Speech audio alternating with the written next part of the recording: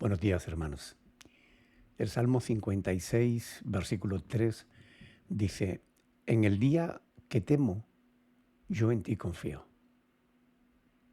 En el día que temo, en el día que siento miedo, yo en ti confío.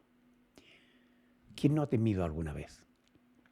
El miedo es un mecanismo de protección que Dios ha puesto en el ser humano, que nos advierte de situaciones peligrosas. Y en ese sentido, el miedo es bueno. Sin embargo, sentimos miedo muchas veces y por diversos motivos, no siempre justificados. De hecho, la mayoría de nuestros temores tienen que ver con cosas que no han sucedido, pero que tememos que puedan ocurrir. Nos dan miedo las cosas que desconocemos o que no entendemos. Todos nosotros recordamos cómo nos asustábamos de niños. Especialmente nos asustaba la oscuridad, la ausencia de nuestros padres o el que aparecieran después de que hubiésemos hecho alguna trastada. En ese sentido, el miedo no es bueno, es malo. Produce angustia, nos paraliza, nos debilita. Quizás las cosas de la niñez han dejado de causarnos pavor. Sin embargo, pueden existir otras cosas que nos asusten. El miedo al rechazo de aquellos a quienes amamos. El miedo al futuro.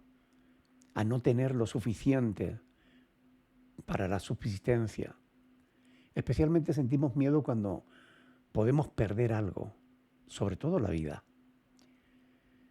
El miedo entró en el mundo y en el hombre por el pecado. Cuando Adán y Eva pecaron, se escondieron de la presencia de Dios. El Creador les preguntó dónde estaba. Y como está escrito, él respondió, oí tu voz en el huerto y tuve miedo, porque estaba desnudo y me escondí. Fue la primera vez que el hombre sintió miedo. Génesis capítulo 3, versículo 10. La primera vez que el ser humano sintió miedo fue porque había pecado, había desobedecido a la voluntad de Dios. Había sido rebelde a las palabras de su Creador. El temor a Dios te hace prudente y sabio. El miedo, como he dicho, te debilita, te deprime y te paraliza, robándote la paz. De modo que una cosa es el temor a Dios y otra cosa es el miedo. ¿Recuerdan cómo todo Israel sintió miedo ante Goliat? Y el pueblo se paralizó. Hasta que llegó David, aquel muchacho pastor de ovejas que temía más a Dios que a los gigantes, y lo enfrentó.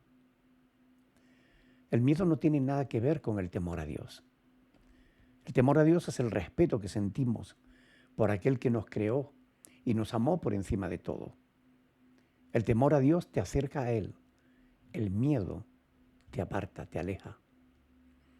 Pero quiero que sepan que el miedo se puede vencer, como está escrito, porque no nos ha dado Dios espíritu de cobardía, sino de poder, de amor y de dominio propio. Segunda de Timoteo 1:7. También está escrito que el Señor es mi luz y mi salvación. ¿De quién temeré? El Señor es la fortaleza de mi vida. ¿De quién he de atemorizarme? Salmo 27:1. Meditábamos en el devocional 58. Meditábamos en el Salmo 23:4, que dice, aunque ande en valle de sombra de muerte, no temeré mal alguno porque tú estarás conmigo. Entregarse por completo a Dios elimina todo tipo de miedo, porque sabemos que Él es soberano, todopoderoso y capaz de controlar y cambiar las cosas, las circunstancias. De modo que confiar plenamente en Dios elimina el miedo, elimina la angustia, la ansiedad, porque con Él solo sentiremos paz. ¿Querrás confiar plenamente en el Señor? ¿Querrás entregarle tu vida por completo a Él? ¿Qué tienes que temer? No sientas miedo de Dios, sino siente miedo de estar lejos de Él.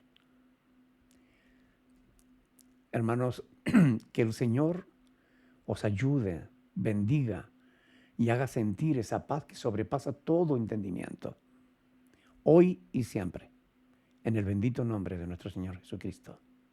Amén. Un abrazo, mis hermanos.